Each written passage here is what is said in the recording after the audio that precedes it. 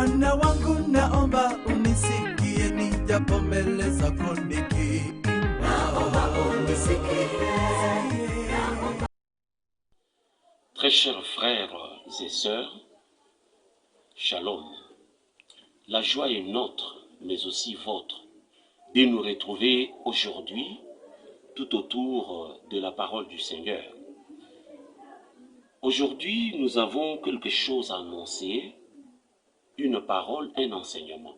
Nous aimons beaucoup les enseignements parce que les enseignements nous accordent la maturité spirituelle que nous sommes en train de chercher tant.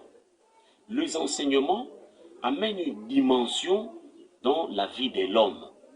Voilà pourquoi nous venons souvent avec un enseignement pour rafraîchir vos mémoires et vous permettre de comprendre certaines choses qui peuvent contribuer à votre élévation.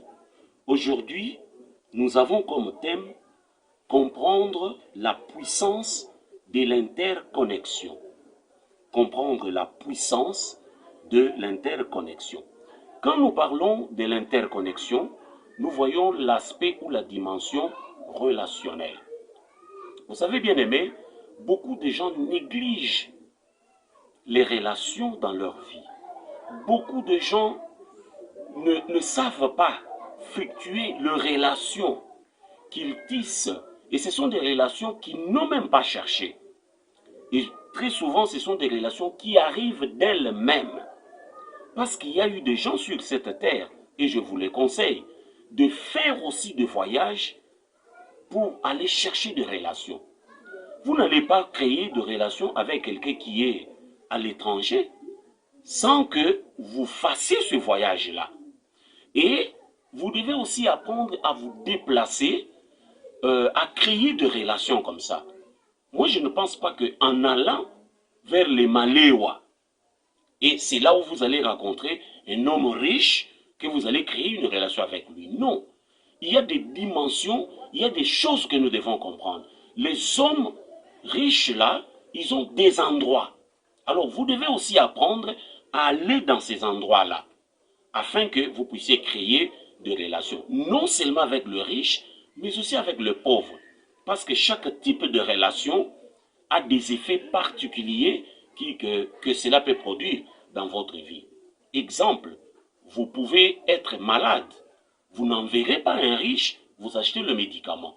Là, vous aurez besoin plutôt d'une basse classe pour lui dire « allez m'acheter ça ». Donc, je voudrais dire par là que toute relation est utile, quel que soit le niveau de la personne. Et vous devez apprendre à soigner ces relations. Évitez souvent de mal terminer les relations. Quelque chose que vous avez commencé avec quelqu'un, souhaitez toujours en finir bien, de manière à ce que toutes les parties soient édifiées. Vous êtes appelés à créer des relations non seulement avec des personnes, mais aussi avec des institutions, avec des organisations, avec des entreprises. Vous devez avoir des relations partout où vous êtes. Et les relations, ce n'est pas seulement avec des entreprises et consorts, mais aussi dans votre maison. Vous devez avoir une bonne relation avec votre famille. Vous devez avoir une bonne relation avec votre épouse, avec vos enfants aussi.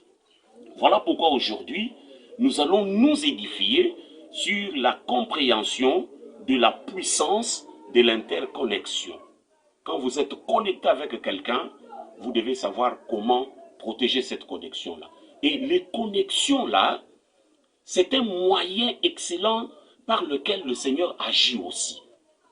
Dieu lui-même, c'est un grand relationniste bien-aimé. Il a quitté le ciel, il est venu ici sur la terre, créer une relation particulière avec vous. Créer ce que nous appelons ici l'interconnexion avec vous. Et qu'est-ce que le Seigneur va gagner dans cette relation? Et qu'est-ce que vous allez gagner dans cette relation avec le Seigneur? Voilà pourquoi cet enseignement est utile, afin que vous sachiez l'importance de la relation ou de l'interconnexion. Nous prenons le texte d'Exode, chapitre 4, le verset 10 à 17. Exode 4, le verset 10 à 17, la Bible dit, car, excusez-moi, Exode, moi